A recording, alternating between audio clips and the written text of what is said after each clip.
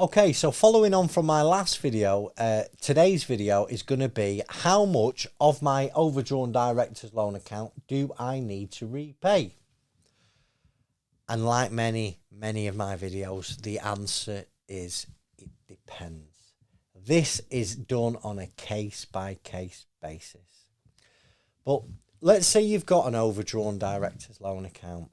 So you owe the company money. The insolvency practitioner is now looking to recover that money from you.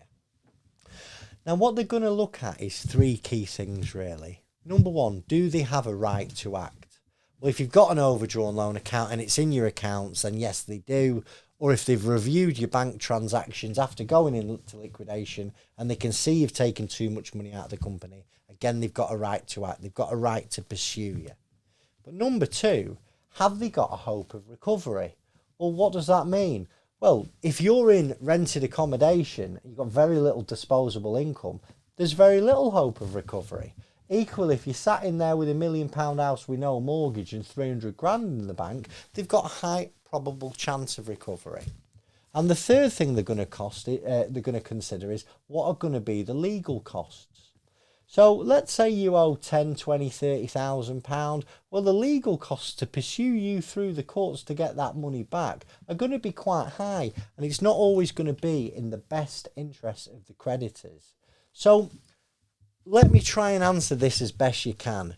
How much are you going to need to pay back on your director's loan account? Well, there's a sliding scale.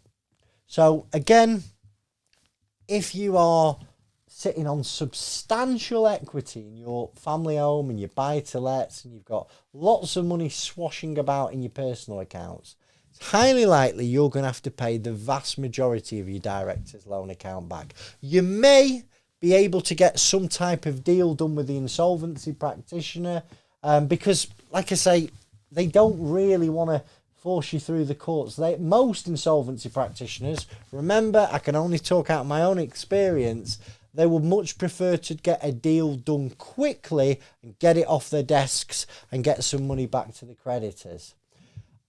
The other side of the scale is you're in rented accommodation, you've got no realisable assets, and you've got no disposable income.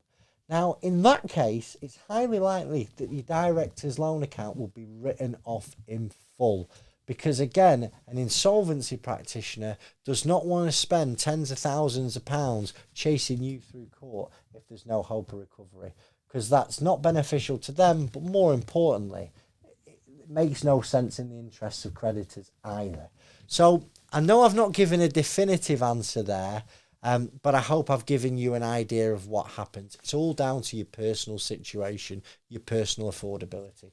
In most cases, if you have an overdrawn director's loan account, you will be able to settle it with the insolvency practitioner at a reduced rate. But the key is get ahead of this, understand your director's loan position before you appoint an insolvency practitioner, and make sure you have that uncomfortable conversation with them up front.